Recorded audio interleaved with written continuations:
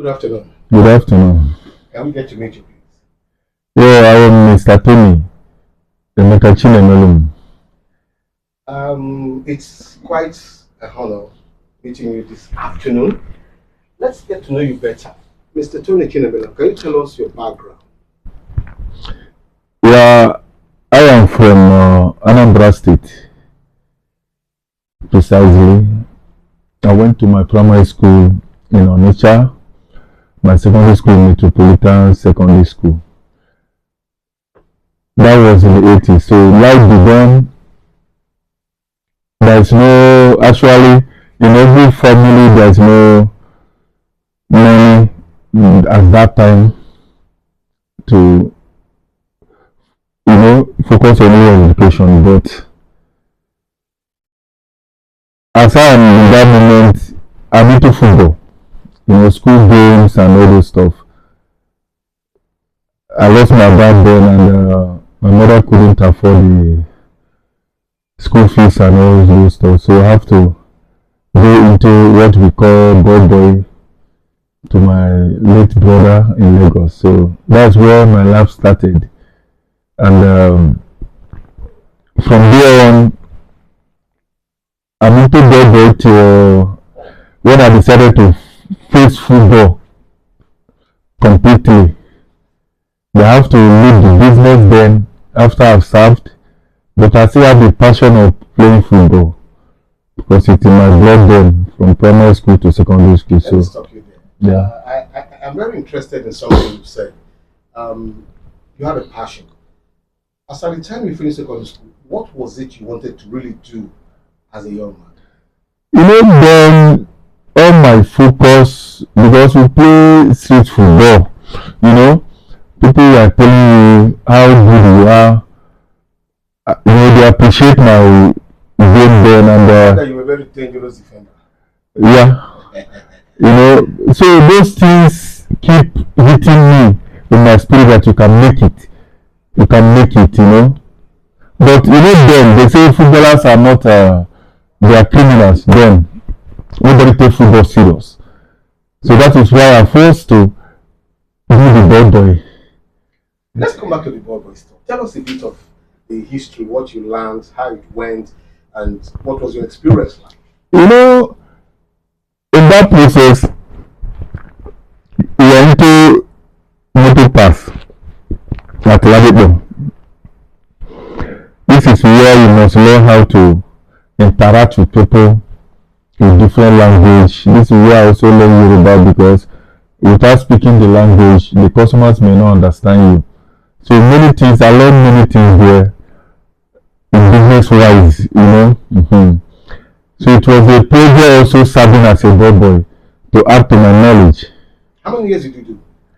I did 5 years then, before I focused fully on football. Let's come to football now. We know you traveled, you played good football. Can you take us through the line of what actually moved you into football and your total experience as a journey in the world of football? One day I just went to United Football Club, Lagos. Then the coach told me that, do you want to play with us? I was not expecting it. But I said, okay, if this team can approach me, then there is a light in front of me. So I took it then. I was playing United then later stationary stores came, but it didn't work out. And I have to change direction to move out of Nigeria to go and look for greener pastures, So I went to Benin Republic. I played in Requin, the Atlantic. I went to Togo. I played one of the big teams with Wafilant. I went to Ghana. I played the Premier League in Ghana. All this is just trying to have a way to move to Europe, because every player dream in Africa is to go to Europe. So it's not an easy something. There is a lot of sacrifice on the way. Let's take the Ghana experience. What was it like? Ghana and Nigerians, they're like seminary twins, you can't separate. What was the experience like? When I was in Ghana, one thing you have to know that Ghana and Nigeria in football, we are like rival. Let me put it that way. The two best brothers are trying to there's always competition. As a Nigerian to play in Ghana, you have to accept many things before you can achieve your goal. I have the experience there. When I say with players or officials, they try to discriminate or bring your morale down, something like that. But when you remember where you're coming from, you have to kick harder. You have to make I will say I'm happy being to Ghana because I met people that I don't believe that they can give me attention. It will be sweet and a rough ride. I know the likes of all these former stars in Ghana, Adm Tony, Augustine Ayinfu, Stephen Appiah. Those people, if they can give me listening, that means I'm doing well. That's where I met a former Nigerian president, George Openware. He once managed me, and met me. All this happened in Ghana because there is academy in Ghana, FC Midland. That's where I met George Openware, and he took me serious. Before we went to politics in 2004, we are together inside the house. It's Legon, yeah. We are preparing to go to Marseille before he choose politics. But the fight continue. Very much. Fight continue. Okay, I'm going to come to your business acumen because when you mentioned the name Tony Chinemelum, there's so much in it. I've met you in top exhibitions here in Nigeria, the trade fairs, and your seriousness is next to none. But let me quickly ask you this. How did you drive your way to Europe? As every player dream is to go to Europe then. And the one thing I focus on, I know that I will not take myself to it is something that will see me, my performance, and pick an interest. So after the Ghana did not work, I came back to Togo. I started playing again in Togo. I met late Stephen Keshi, he once invited me to the national team, persuading me to naturalize and play because of the talent. I had a contract in Azerbaijan, so I said let me go and come back before they moving out of the position as Togo national team coach. So there I still one thing I know that you will keep fighting. When another door closes, one must open. So I keep fighting, training hard, believing in God. Because in everything you must have a foundation. That I believe in this. I believe in God that He will see me through. Because it is not easy before I went to Europe. I went to a series of trials. It didn't work, both in Dubai, in Malta, But the last one just made me like a surprise, And the help of my late brother, I think everything went smoothly. Then I moved to Europe. Finally, I moved to Austria. Finally, where I played the Bundesliga 3, that they call it Bundesliga 3, that third division in Austria, in Pinsgau. I did the promotion there before I got an injury. So that is why my injury forced me to move back to business where I started life from. Let's take it from the business side. In the business world, it's a world of champions, and for what you've said down the line, you're a champion. Now, what motivated you to come into business? And today, you're a name to be called. What motivated you? Because business is like an identity. In Igbo land, after school is business. In every family, you must have an ideology of business, which I've done before moving out of Nigeria. So I have to come back because I have an idea. It's like a foundation. Because football can't play forever. So when the football time is off, I have to know that I'm coming from somewhere also. So I have to come back to Nigeria and start the business life. I went to electrical in Alaba to learn, to know how the business moves. That's where I started into business. Let's talk about FIDA, the big name, the giant. You play a key role in FIDA. Tell us your role, how it has been, and where you are right now in FIDA. FIDA Investment Limited, Phil, it's like it's a history that one can never write off. is a family, let me put it like that, because it's not a government entity. So it's a family business per se. It was created by my late brother, blessed memory. So I came into Fedam fully after the demise of the chairman, which is my late brother. So you cannot leave the stone to roll away because you're also involved. So I have to come into Fedam to make sure the business is still moving.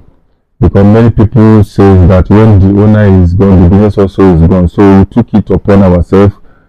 Me and the president, our senior brother, we took it upon ourselves that we uphold it with all the sacrifices to make sure this doesn't go down.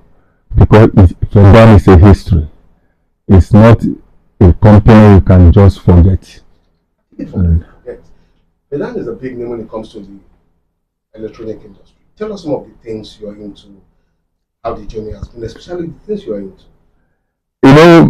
Fedam have, let me put it, almost everything in mobile accessories and electrical and the CCTV budget. So me from the beginning I learned electrical. So I put more interest in that section because I have an ideology of it. So I took it upon myself, going to the trade fair to showcase our product, to interact with people business-wise around the world. So I believe today Fedam is doing well because of the sacrifices we put in place. And I'm happy today that I cannot regret coming into Fedam. What's your role in Fedam? I am the Deputy Managing Director of Fedam Investment Limited. You have branches all over the country and outside. Yeah. Let's know about it. By the special grace of God, when we came in 2017, the instruction branch and we met and said, okay, let's widen it up. Because they say in a proverb, one road never leads to a market. So we say, let us open more ways. When this didn't work, this may work. So we go to Ghana, establish a branch. We go to Abuja, establish a branch. We go to Onitsha, establish a branch. We go to Ikom, establish a branch, We go to Oka, which is where we come from, establish a branch to make sure we run global. So you're from Oka? Yes, I'm from Anambra State. Yes, I know. Oka. Yeah. Precisely. Oka is near my town. I've been to Ikoli. Okay. Yes, and I spent like 2 months there. Okay. Nice people. No wonder you're nice. So that is how we expand the business, to make sure we run global. Because it cannot just be only in Alaba International. We spread the wings across Nigeria, across the states, even international, and we're still trying to do more. Because the dream of our late brother still lives. It can never die. As I said before, Fedam is a history. Now, let's come back to something quite interesting. I'll come back to the business line. Tony Chinemelum is a family man. Tell us about yourself, how it has been as a family man over the years. When I'm growing up as a youth in football life, footballers never believe. For me personally, I don't believe in love then because I have a career to face. Likewise, I used to advise the youth now that career first before relationship. So that is the way I took. I got married when I came back from Europe to start a new life, and today by the special grace of God, I have 4 kids with my beautiful, wonderful wife. So I'm pushing it. 1 day, 3 boys in my family life. I'm glad that I'm a proud father today. You said something earlier in the course of this interview. You spent so much of your time in Togo, the Francophone countries. Are you married from there? Yes, of course, because what I believe in, when we are in the Bible, I noticed that Abraham also didn't marry from where he come from. Marriage signify peace. So anywhere you find peace, that is where you can make your choice. I met my wife in Togo, and when I met her, even in my village, they are asking me how can she speak our language.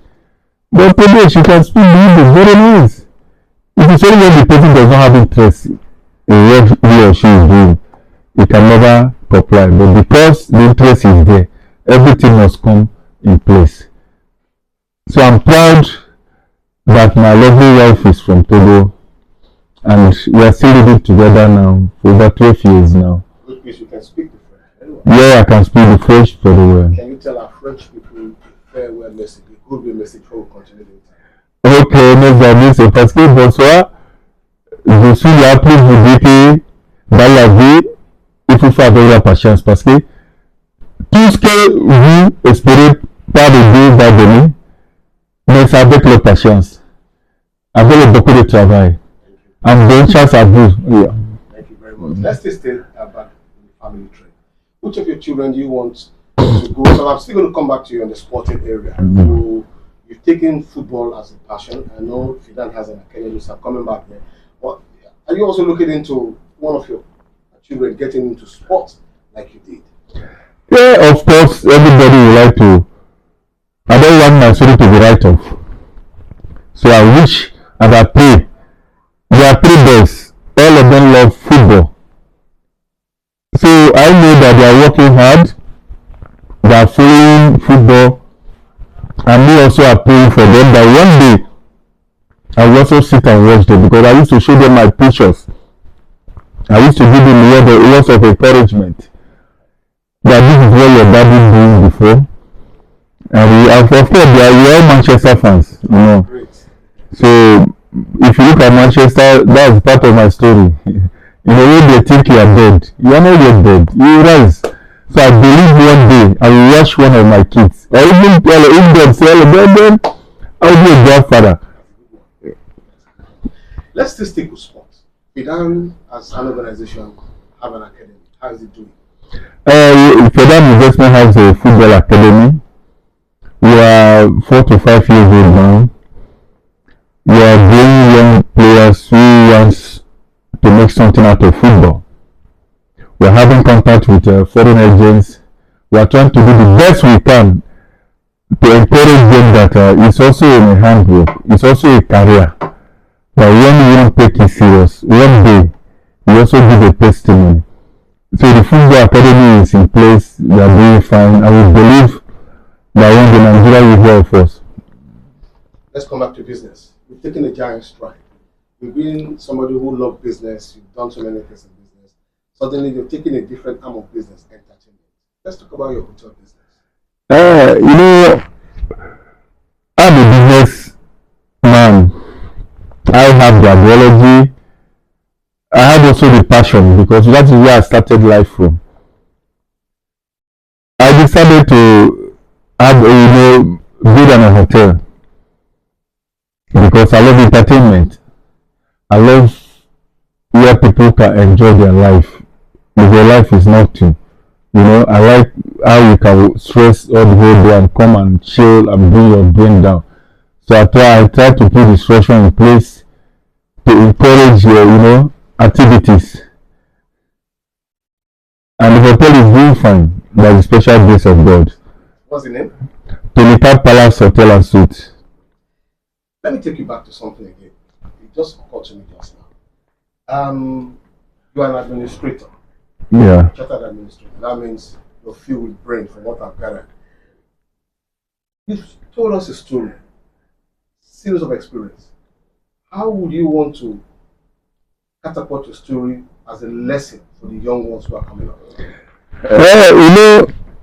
In that regard, don't forget you've always given me proverbs, always giving me very fine lines. How do you want to advise them? I always tell the youth that in life, first of all, you have to believe in yourself. Nobody will do it for you. There are things you do for yourself when you want to start life as a youth. And again, nothing comes easy. Nothing comes easy without patience. we must build it by patience and focus. We all go to church, we all pray. But don't forget that God can never leave a truck pusher in the market and come and bless you in your home. After the prayer, you have to wake up and focus on what you are doing. That is what I always tell the youth. Because it is not easy to be a successful man. It is not easy. But there's no glory without a story. No testimony without a test. Don't be afraid of that test. Test guides you to the money, so you can make it up at the end as testimony. When they laugh at you, you take it with good faith. It can illustrate you. And one of the victims, they say you can never make it. You doesn't have anything in the brain.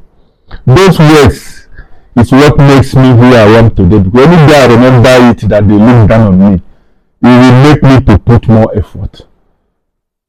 Because I did not challenge them, I use my result to talk to them later. Let's quickly round up. But before we round up, I know you are involved in You're Good with Pivot, humanitarian venture.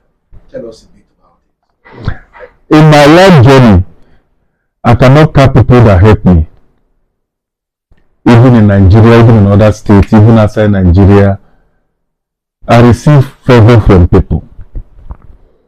So I told God one thing, that when you give me, I will not forget how people look at me when I'm poor.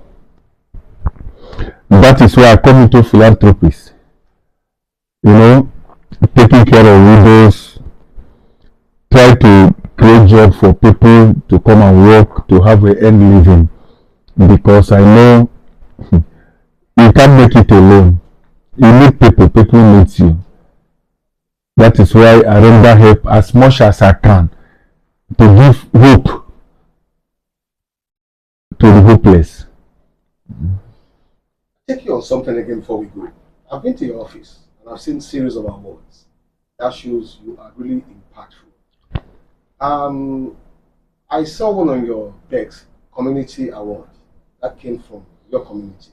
Can you give them a farewell message before we go? You know, in my community, I have to contribute because all hands are not equal. I do road in my community, so I put gates, you know, single-handedly because you cannot force people to bring out what they don't have. So if God bless you, you have to do what you can do. You can't satisfy everybody, but as little as you can, you put it in place. That is why the community recognized me. I want to say a very big thank you for this time out. Your name once again? Mr. Tony, chinemelum. MD? VMD, Federal Investment Limited, CEO, Tony Palace Hotel and Suite. Thank you so very much. You are welcome.